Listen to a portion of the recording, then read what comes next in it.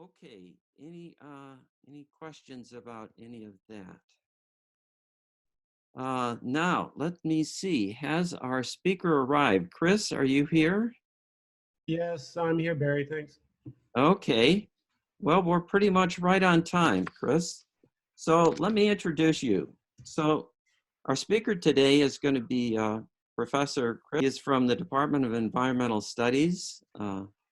Chris is a California guy. He grew up in the Bay Area. Although for an undergrad, he went all the way across the country to Dartmouth, but then returned and got his graduate degrees at UC Berkeley. He had a faculty position initially at Penn State and then returned to California and was at Davis for 9 years. And he's come here to UC Santa Cruz in 2015.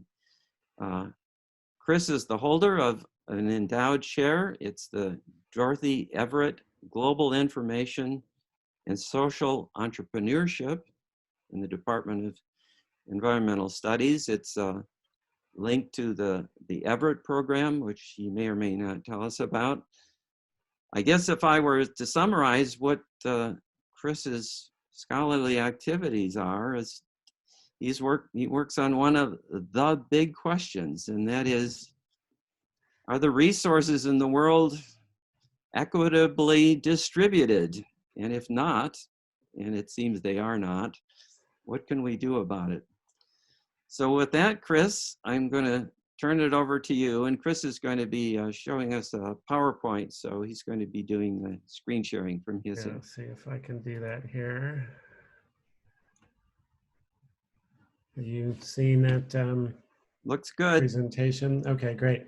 Well, thank you for that introduction, Barry. And yeah, so even though I've been here at Santa Cruz for only 5 years, I feel like I have kind of long-term ties here. I actually have family roots that go back to the 1850s in Santa Cruz. So it was felt very much like coming home in some ways when I came here 5 years ago.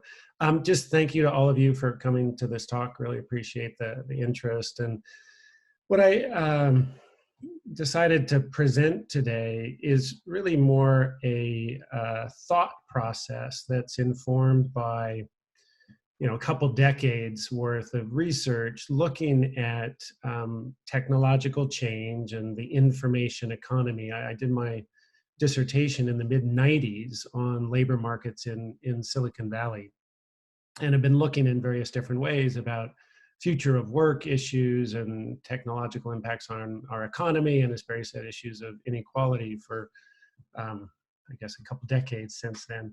Now,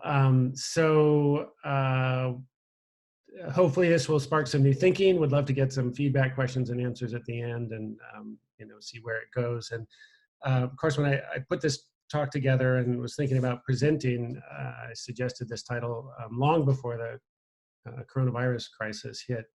But I'm going to try and weave in a few ways in which I think the crisis helps sharpen some of these questions and opens up new possibilities. So, this is shaped by, the levels of inequality, and I would say more generally insecurity in our society that have been underscored by the COVID-19 crisis, but existed, of course, prior to that. A couple of different indicators of that. 46% of Americans can't access $400 in an emergency without going into debt. And so it shows you how close to the edge so many Americans are.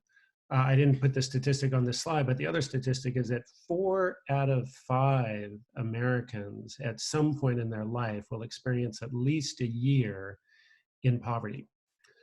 So that experience of poverty is, for most people, not long-term grinding, perpetual poverty, but 4 out of 5 people will experience poverty at some point in their adult life. And when you look at surveys, 92% would prefer stability, economic stability, to moving up an income ladder, which again, I think underscores the level of insecurity in our society and how much people are just craving greater security. And all the technological change and unpredictability of that, and the predictions that the robots are coming to take your job, I think underscores a lot of that insecurity. We are seeing levels of income inequality that are higher now than they've ever been in what we can remember or record in US history.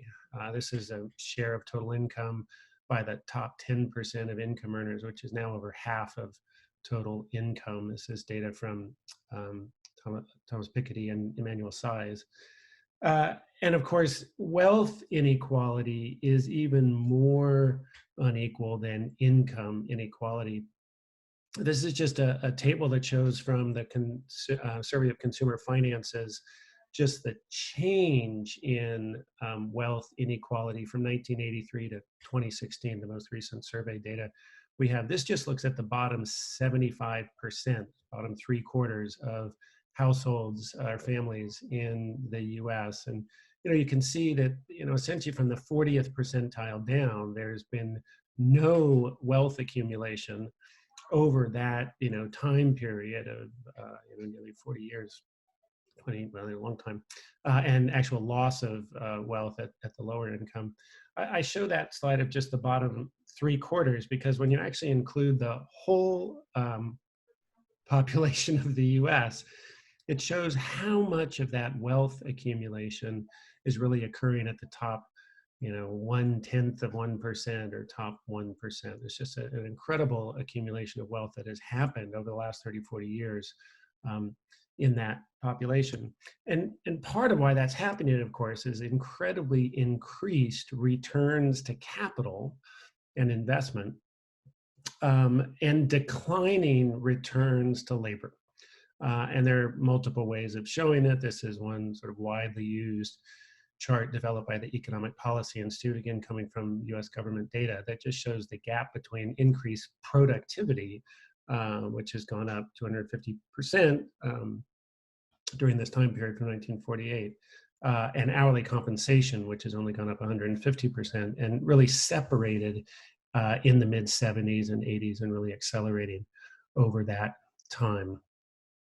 And part of my argument about this is that I think part of what's driving this or tied up in all of those processes is the growth of an information or knowledge economy in which the control of and processing and distribution of information, both scientific information and aesthetic information or cultural or entertainment information, is really what drives economic growth and productivity, as opposed to in an industrial economy where it's producing manufactured goods that really drives economic growth.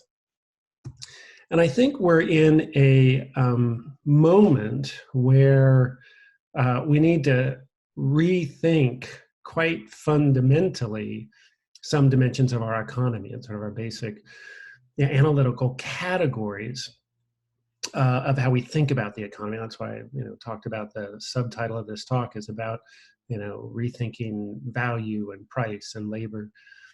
And if you think about sort of previous modes where we've seen dramatic shifts in our society, one of the key ones is, of course, after the Great Depression, where again, this experience of actually levels of unemployment that are smaller than we're going to be seeing now in the next week and already experiencing in this country, and a level of fear. And this book by David Kennedy really captured a lot of the policies that emerged out of that time of Social Security and unemployment insurance benefits and a lot of the federal policies, ensuring bank investments, for instance, the FDIC and others, were all about trying to help free people from that fear and created a period of post-war economic boom in which prosperity was broadly shared.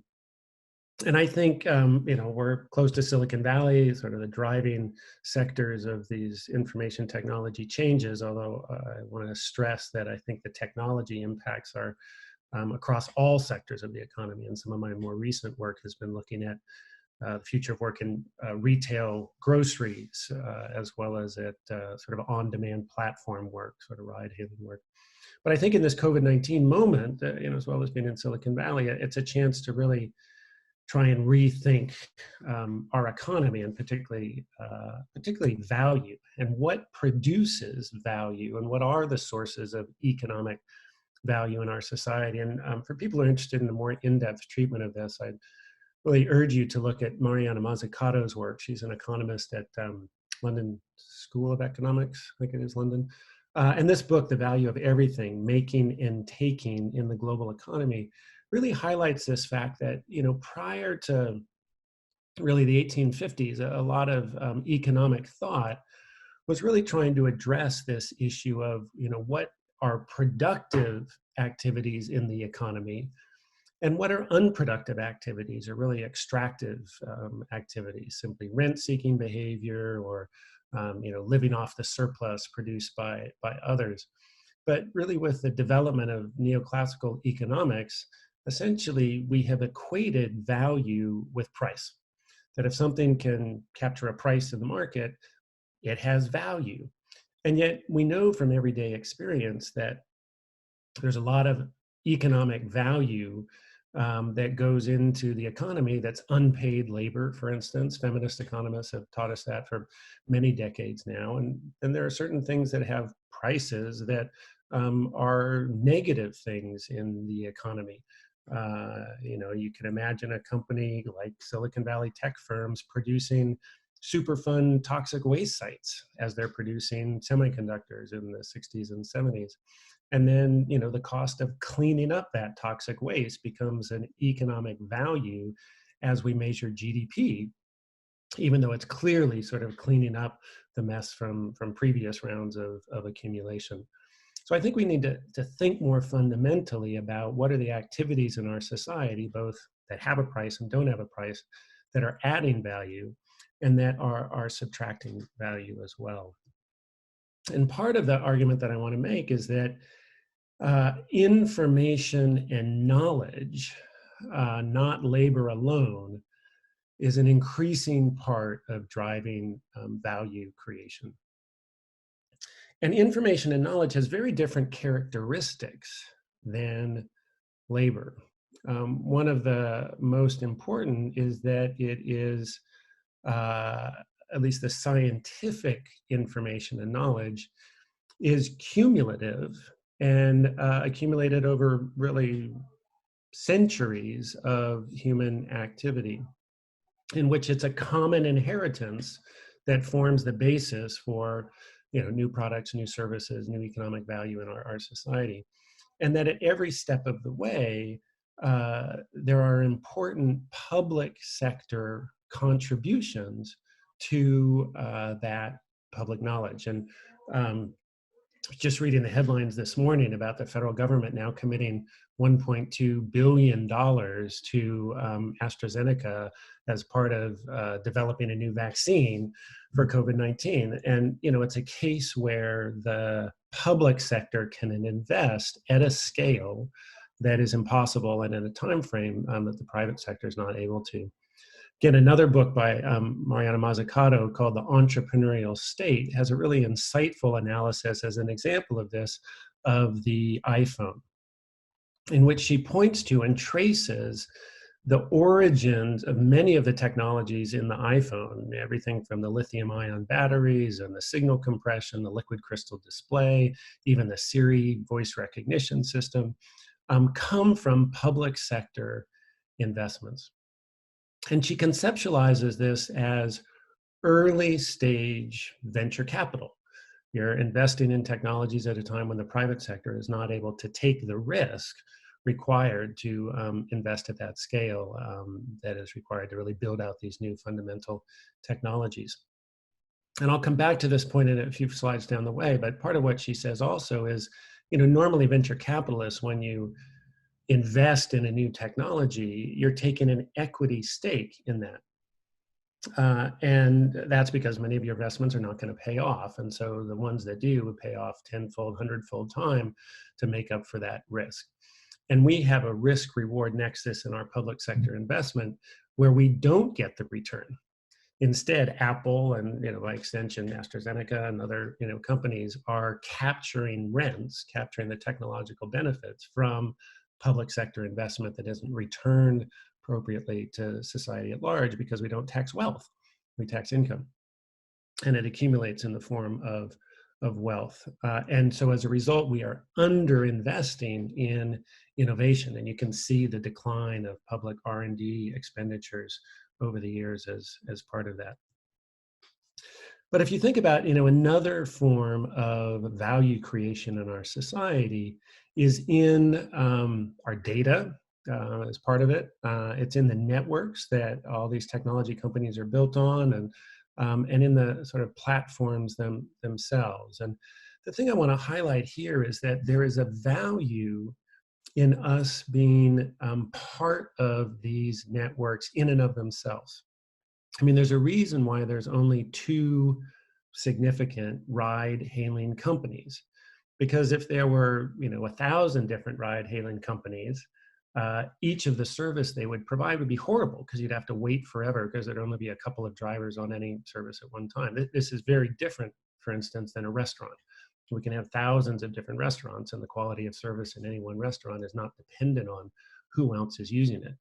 But in all these examples, Google, Amazon, Facebook, Airbnb, part of the value is the fact that we all use it and are all part of it, and that increases the utility of that to others as well. So it's a collective production as part of that.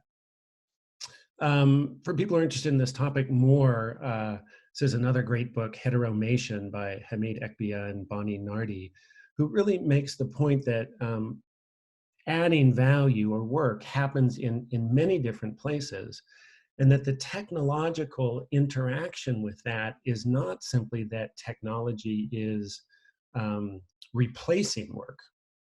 Sometimes technology enables work. And I've seen this now in the work that I'm doing on online ordering of groceries, in which work that we used to do ourselves without getting paid, making our order, going ourselves to the store, fulfilling the order from the shelves, and delivering it ourselves to our own homes, we're now paying other people to do. So it's actually increasing jobs. But in this book, Hetero Nation, they talk through all these different kinds of labor, and communicative labor is all the ways, again, that we add value, and they point to some of the ways that people are making livelihoods off of producing videos in their living room. PewDiePie is one that has millions of followers, 66 million subscribers or something. Cognitive labor, creative labor. One of the examples I love in the creative labor field is, when you're producing new video games, those of us who are used to board games, there's instructions and rules about how to play the board game that comes with that. Many video game creators are assuming their universe of users are the ones who are actually creating the major guidelines and rules of how you play it, beyond sort of the basic minimum rules. Emotional labor, organizing labor. Every time we rate something, a movie, or like something on Facebook, that creates value in ways that are sold. And then the other point that I made in this article with a colleague, Manuel Pastor, that just came out about a month ago, about sort of scaling economic solidarity, is that this coronavirus crisis has made clear the ways that our economy is fundamentally social. And I'll read this. It says, our economy is fundamentally built on social connection. Without the ability to gather in shared social spaces, restaurants, airports, and hotels, sports arenas, offices, our economy has experienced truly astounding and unprecedented shocks. And the speed of the recovery will depend on how quickly we can safely congregate again. So again, how do you capture the value of the importance of us being able to connect and be with each other? It's hard to put a dollar amount to that, but it's clear without that ability, we now have greater than 25% unemployment and a shock to GDP that's going to possibly be in double digits this quarter, a double-digit rate.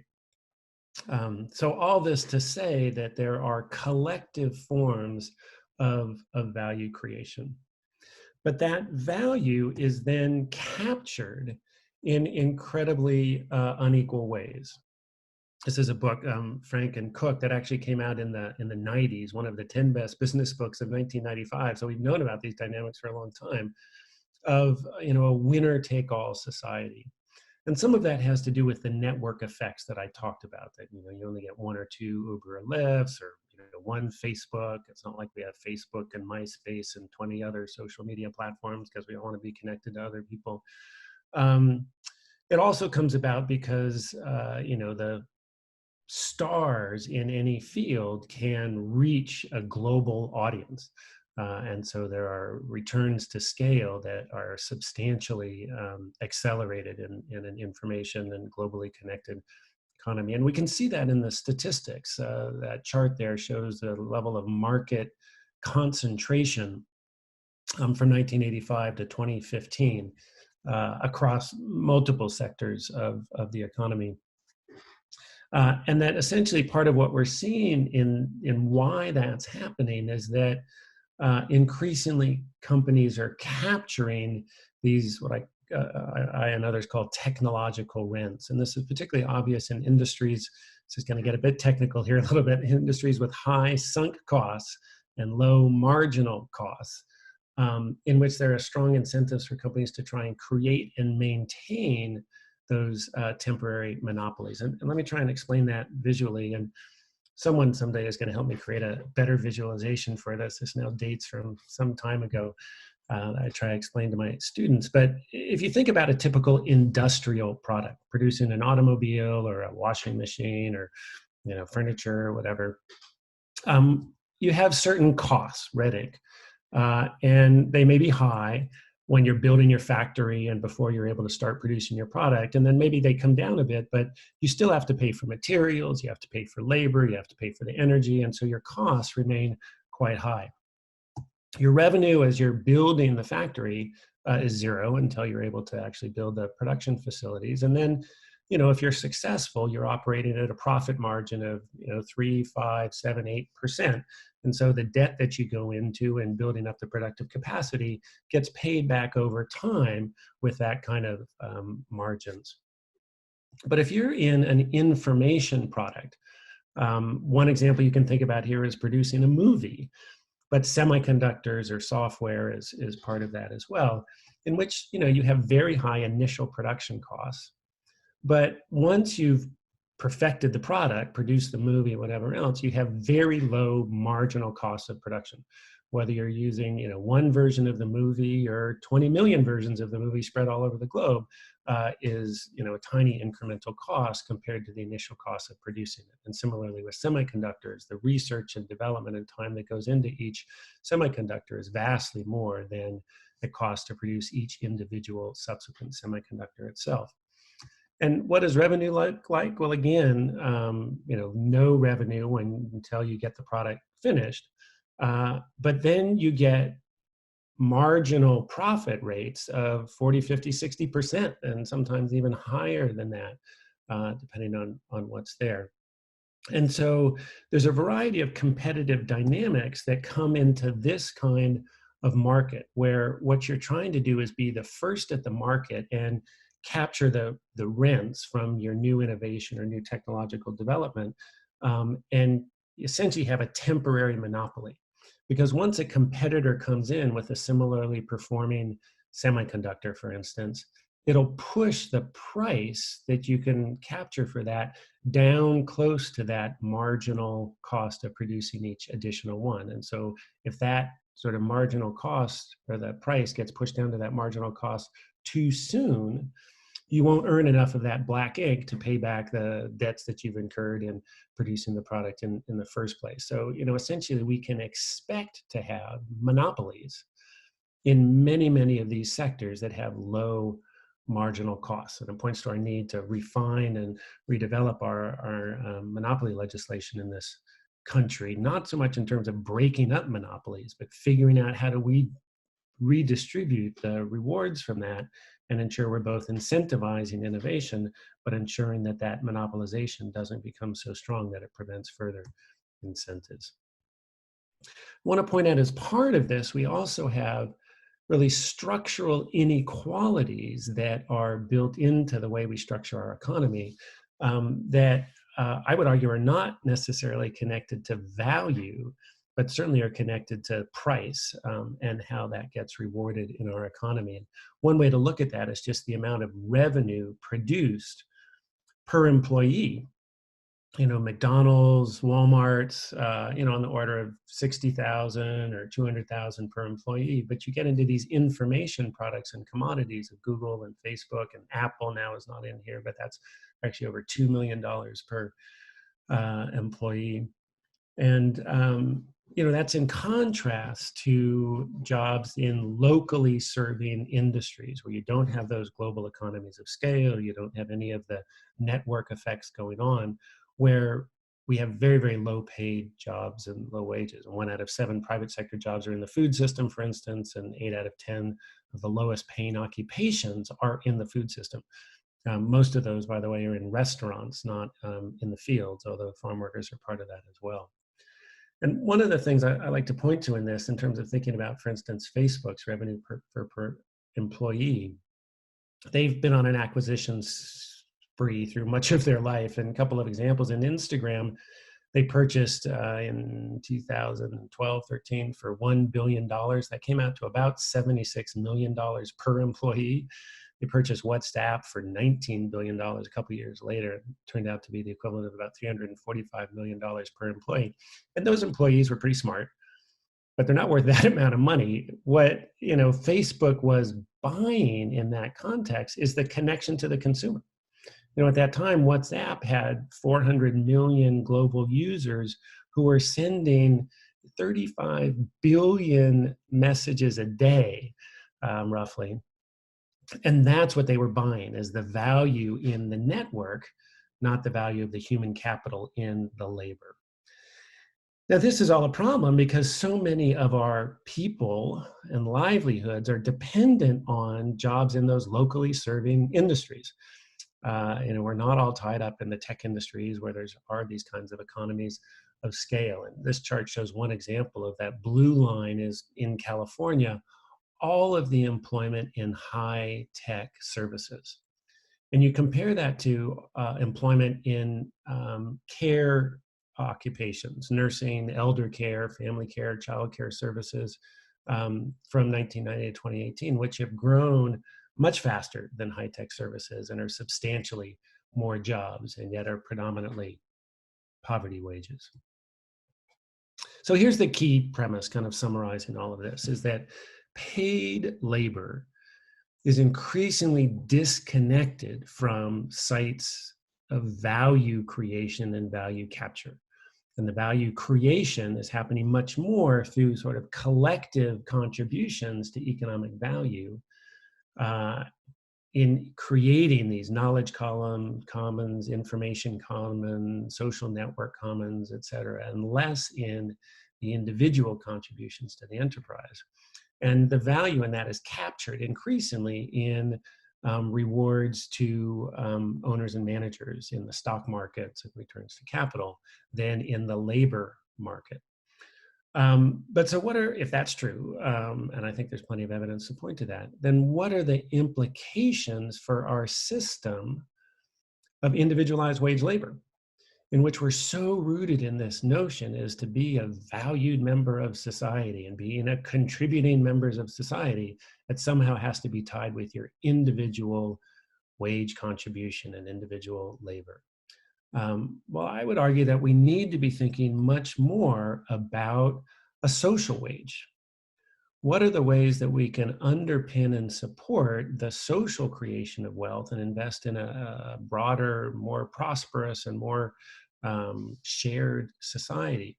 And I think that means a substantial increase in public goods, investing in universal health care, expanded retirement security, of course, free higher education for all. We need that in the UC system. Increased investments in affordable housing, universal income. I'm going to come back to that in a second too. I think is a really important idea to ensure a guaranteed minimum income for everyone. And of course, these ideas are not new. The notion of a citizen's dividend is the returns to all residents based on collectively inherited commons goes back in this country, at least to Thomas Paine and his pamphlet Agrarian Justice, where he says that every proprietor owes to the community a ground rent for the land which he holds. And there are multiple ideas that have emerged subsequent to that about ways that we might monetize the commons in ways that could return a dividend to everyone who should benefit in some way from the wealth that accrues from using that commons. And Peter Barnes is one of the authors that has written about this for many years. He had a book, I think it was the late 90s, Who Owns This Guy, maybe mid 90s, which is basically about a cap and dividend program where you would tax carbon when it comes out of the ground, actually not from emissions, because that's an easier way of taxing companies that are bringing oil out of the ground or coal or natural gas, and reinvest that in a dividend format to everyone in the country. There's another more recent book called With Liberty and Dividends for All, which raises that possibility. And I've been doing some work with an organization called the Economic Security Project, which is really trying to push these ideas of universal income, cash supports, potential dividend. And one of the people who's been a major force behind the Economic Security Project is Chris Hughes, who's the guy on the right there, who was the roommate of Mark Zuckerberg, who's the guy on the left there, when they founded Facebook. And Chris left Facebook partway through. He's a major investor, but made a lot of money out of it, and recognizes that the money he's made of it came from luck as much as anything else. And he's now sort of pushing these ideas, including the idea of a collective data dividend, or some kind of sharing of wealth from the data and information that's there. And we actually have models for this in this country that go back to the 1970s. I was actually born in Alaska before moving back to Berkeley to grow up. And Alaska in the 1970s put in place an Alaska Permanent Fund. And in their case, it's funded out of the revenue from the oil industry. This got put in place by a Republican governor and fairly conservative state, recognizing that oil is a unsustainable resource, and that they could use the opportunity of the revenue from that, not to just fund ongoing operations, but to create a permanent fund for the benefit of Alaskans to ensure diversification of the economy and livelihoods going forward. And a few years after that, they started paying out a dividend to every resident of Alaska. And for those who don't know, you could go to Alaska tomorrow, and a year later, you could get a dividend check, which is now at its highest been over $2,000 a year. And so if you think of a family of four, or $8,000, it's not quite bringing you up above the poverty line, but certainly helps to keep that. And many countries around the globe do have sovereign wealth funds.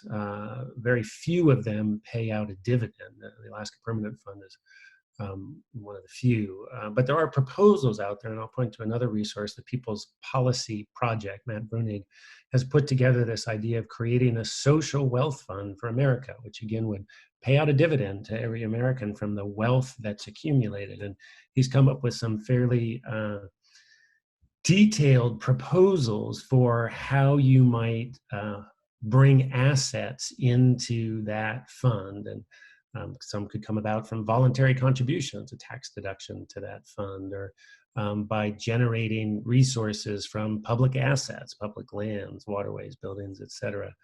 But then also looking at how could you tax wealth in one way or another, market capitalization tax, taxing IPO. They're benefiting in part from the creation of markets and property rights that are a collective resource in this country. So why shouldn't that be going into a tax?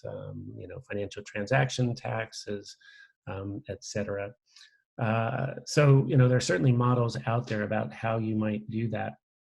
And in this moment of the coronavirus crisis, it is interesting to see how government paying cash to people has become, an accepted and central part of the government's response. $1,200 checks to every adult below a certain income level. And the IRS has moved over $200 billion since that was first put in place. And the HEROES Act in Congress now is proposing that be expanded on a temporary basis. And in fact, and I hadn't realized this until just yesterday, there are 8 different bills in Congress at the moment that would be focused on providing checks to Americans. Variety of different income levels and whether they're phased out at different incomes overall. It's bipartisan. There's a Republican bill that's part of that as well.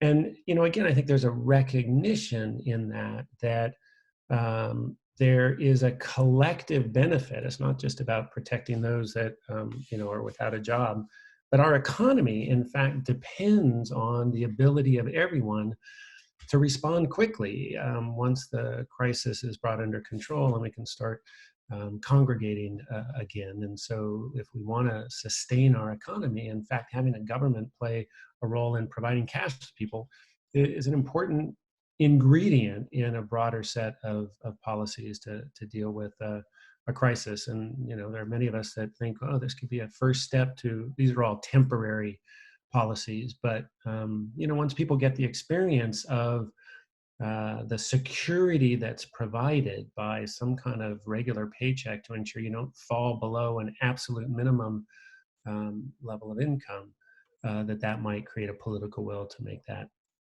permanent. So, last thing I just want to leave you with is a more simple way of thinking about the economy, perhaps, and using metaphors as part of that. We often talk about the economy as a pie and who's getting which slice of the pie. And aside from pies being very tasty, there are terrible ways of thinking about the economy for a whole variety of different reasons. And I actually think it's much better to think about the economy as a garden, community garden, where you need fertile soil and water and sunlight to ensure everyone is successful in the garden on some level. You need pollinators that go and pollinate and share ideas and information, materials between different elements in the garden, all that goes along with that. And you'll have different species. Some will be tall, some will be short, some will be bright, some will not. That reflects the different aspects of our economy. But you also need someone to tend to the weeds and tend to the predators and pests that are all part of that. And if we could think much more about our economy as being like a garden rather than a pie, I think we'd be much better off. And that I think that this pandemic provides an opportunity to kind of make that case about sort of our economics of mutuality and connection as being good for the economy as well as those that are being left out, and hope that this can help create some of the intellectual case for some kind of societal dividend or payment.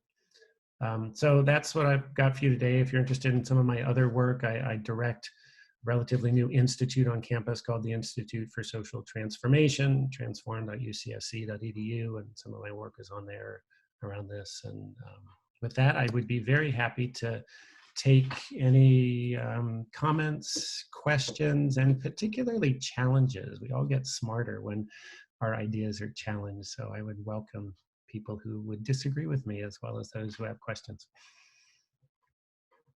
Okay, so I think you can unmute yourself, and if you have a question. It's not a huge group here, so let's just try to wing it, leave it open for the moment. Question for Chris? I have a, if I may, yeah, John Brown Childs. Hey, John, how are you? Oh, good, man, good. Thank you very much. That was very helpful, very informative, and I'm going to look up a lot of what you were talking about. But I just have a small comment or question. Did you ever see a movie called Being There?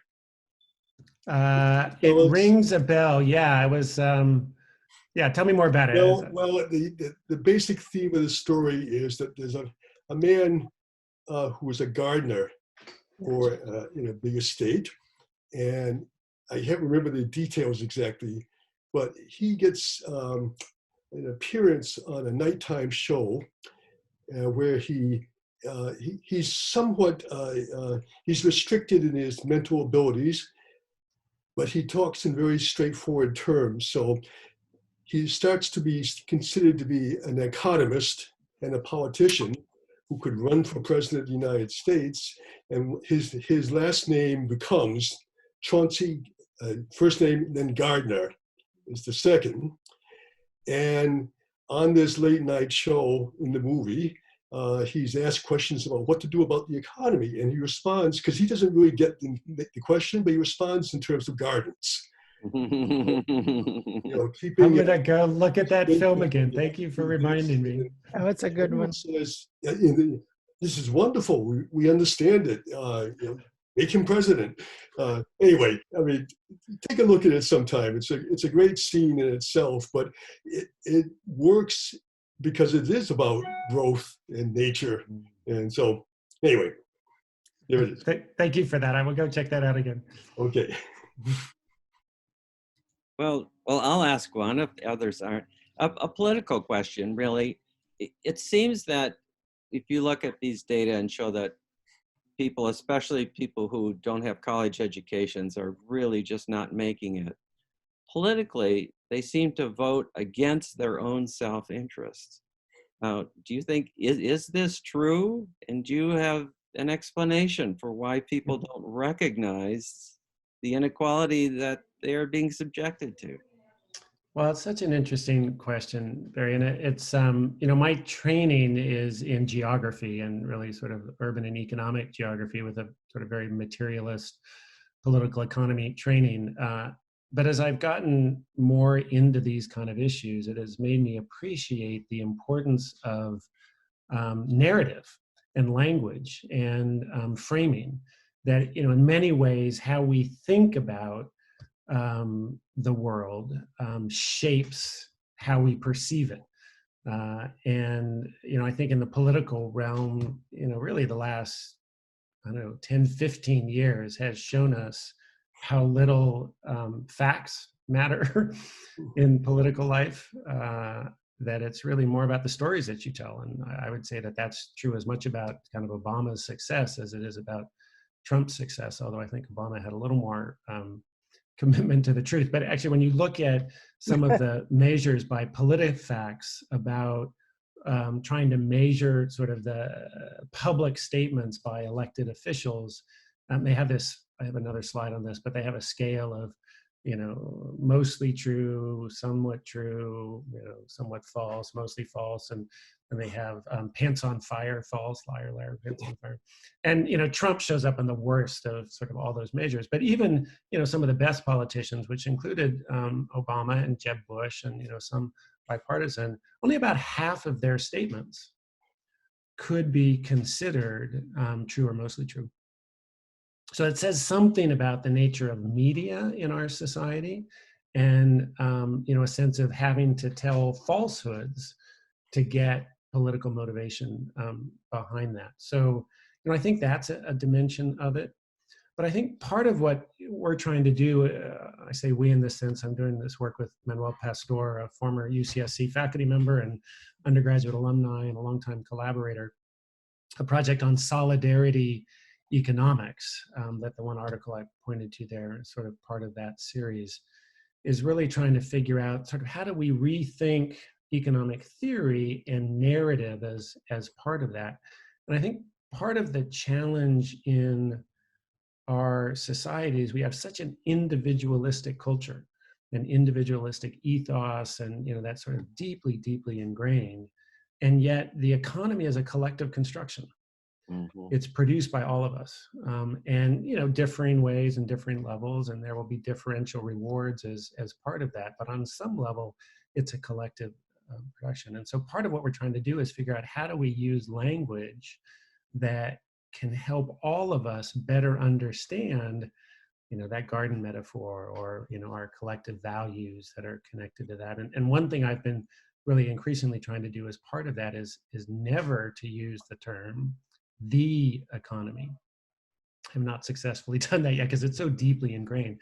But when you say the economy rather than our economy, it sort of tends to reify it. It creates it as this entity out there that somehow exists through natural processes or forces, when in fact it's fundamentally created by us as a society.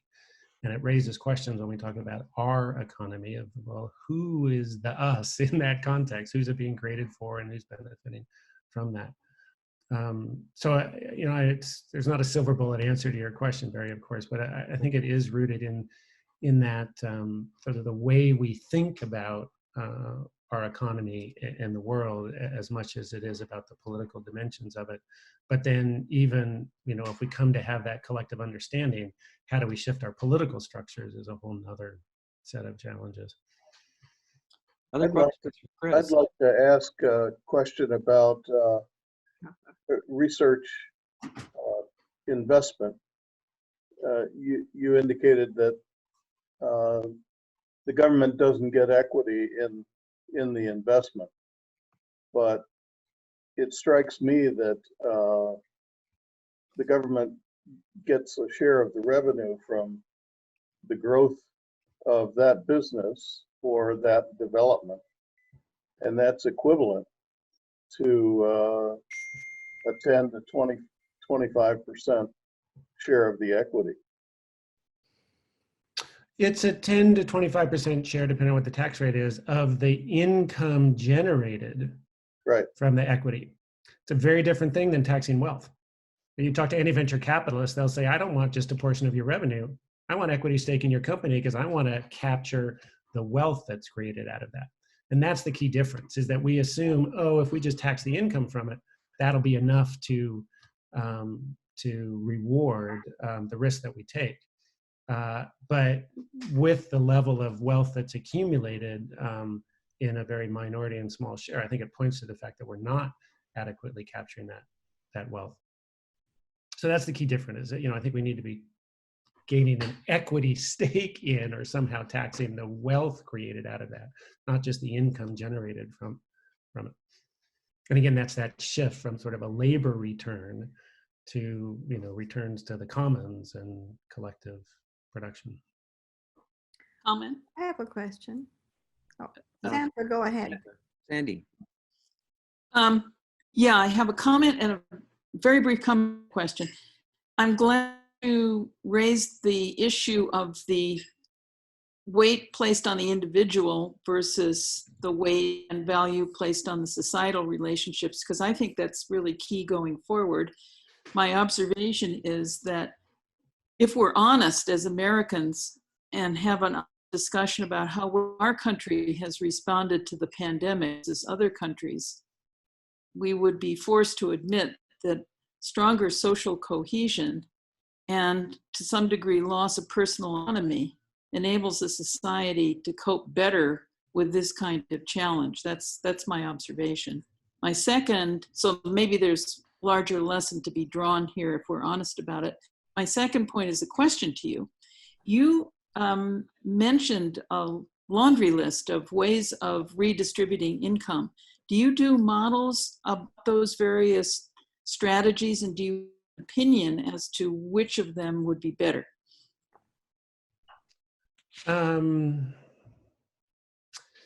Short answer is no.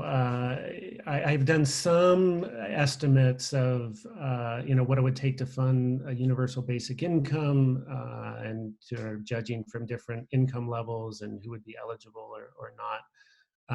But up until actually this moment, it has been far enough from any potential realizable policy that taking the time and effort to develop real quantitative estimates of it has seemed less of a priority. Others have done some of that work as well. And, I'll just mention one thing about that because there's a lot of confusion of what it would cost to fund a universal basic income. People often talk about, $1,000 a month, $12,000 a year, and you estimate the cost of that of $12,000 times, the adult population of the U.S., 300 million, and you come up with, figures of whatever that is, $4 trillion. But the real cost actually has to do with the transfer costs, not the total net cost of it, because you're going to be taxing some of that income from the upper income people to pay the lower income people. And the easiest way I like to illustrate that is, imagine if there's 10 of us in a room and we're all going to get a basic income of $2 a person. So you'd say, well, 10 times 2, that's going to cost $20. But you have to fund that out of somewhere. And so if you're taxing, say the upper 4 income of that, and each of those 4 people are paying, $5 to fund the $20, then they're getting back $2 from that. So the net cost is actually $3 times the 4 is $12, and that's what's being redistributed to the rest. So you always have to look at that net cost when trying to calculate it. And of course, it depends on what sort of income levels you drop it off at. One other point I would say, just in relation to your comment about our society and the fragmentation that has contributed to how poorly I think we've responded to the coronavirus. And again, this is maybe just a play on statistics, but I think it illustrates a bigger issue. We have about 4% of the world's population and about 25% of the world's prison population. We also have about 4% of the world's population and about 25% of the confirmed coronavirus cases. And I think those both point to the ways that our social distancing and inequality undermine our ability to respond to crises. That we have locked up large sectors of our society in tremendously wasteful means, rather than building in resources and support for reducing recidivism and providing economic opportunity and alternatives.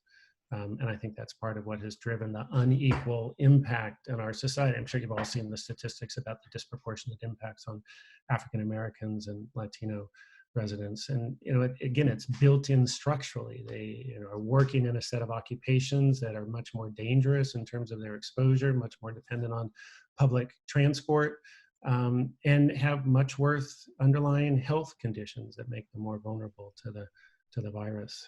And all of that has made that much more susceptible, and our fragmented healthcare system has made it very difficult to respond effectively. Other questions? Okay, Yes. well, Who? oh, yeah, David. Yes. I was curious whether you feel there are effective ways to redress the inequality issue. Clearly, it's not just income. For example, as you said yourself, information itself is actually, in some ways, property. Right now, we have property taxes. We have things of that kind that taxes wealth at some level. But if you can imagine that we also tax, let's say, for anybody who has data, let's say in the old days would be books, right? You get a tax of every book that you have, it's a penny or whatever per year. If you tax information, then those with huge databases they've collected, which is actually wealth, they get taxed in the amount. That's one issue. And then secondly, when we talk about wealth, we generally in the United States refer to money as somehow the translation or the medium that judges it. But clearly, people have talked for centuries about wealth in terms of health, in terms of knowledge, in terms of happiness of the people, in terms of, say, freedom. And so maybe, as you say, the language or the framework that we're using is not quite the right way to consider, especially if a society as ours changing in the 21st century so rapidly in all these different dimensions. It's a sort of non-question, but it's a yeah, set of comments. Well, it made me think too about, and gives me an opportunity to talk a little bit more about this book that we're writing on solidarity economics, and in which we're trying to make the case. Actually, the title of the book is going to be Solidarity at Scale. And so often when people are using the term solidarity in sort of my circles, they talk about cooperatives and local economies and the face-to-face communication and the values that get expressed in that context. And what we're trying to do is make a set of cases while trying to build that solidarity at a global scale. Is actually better economically, and in fact reflects a lot of the ways that the economy is grown and built today in the ways that I pointed to, but that because we don't recognize that, we don't invest in that appropriately. And one of those is, a solidarity with the environment. And we know the tremendous costs of climate change in terms of, increased vulnerability to disasters and wildfires and flooding and hurricanes, typhoons, and such, but also in terms of the environmental cost associated with breathing bad air, And people living in cities and near freeways and vulnerable with asthma, et cetera, to the coronavirus and, other medical costs. If we could recognize much more our solidarity with, interconnection with, partner with the air we breathe, the water we drink, the places that we live, it would also lead to better economic outcomes as well, and that collective basis for wealth. So I think it partially underscores what you were saying, that there's money wealth, and figuring out sort of how to tax that appropriately to invest in our society is an important set of issues. But there's other forms of wealth that don't show up in the form of money, and they can't all be taxed and redistributed, and I don't think they all should be, but they need to be recognized as a source of that collective wealth and harnessed appropriately. Okay. I will mention one little plug, since Linda, who's here, reminded me of this. For people who are interested in more of these issues and some of the work, this Institute of Social Transformation is really trying to support, big thinking. And, we're working with Sandy and the Earth Futures Institute and, others to try and think about, how do we sort of look at the systemic problems and the sources of problems in our world, and trying to support the many scholars on campus that are doing that. And one of the ways to stay in touch with the work we're doing is a monthly radio show that I do on K-Squid, the local community radio station, as part of a weekly show on Sunday night called Cutting Edge that Linda sponsored and started, and that I am a host one night a month. So I'm on the last Sunday of the month, and always trying to interview different faculty members who are doing, I think, really interesting, socially transformative work. Well, thank you very much, Chris. Much food for thought, very timely. That's great. And thanks to all of you for participating. Certainly we're going to be in this mode for foreseeable future, and we're going to try and maintain contact with all of the Emeriti. So have a good summer. Stay healthy. Thank you all. Thank you for having me. Thank you. Okay. That was Bye-bye. great. Thank you so much, Chris. Thanks. Thanks. Thank you. Take care. Goodbye, all. Bye. Bye. Bye now.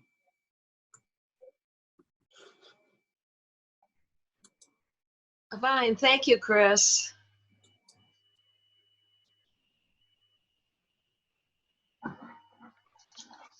No. Thanks also to Barry. Thank you. Thanks, Nancy. Okay,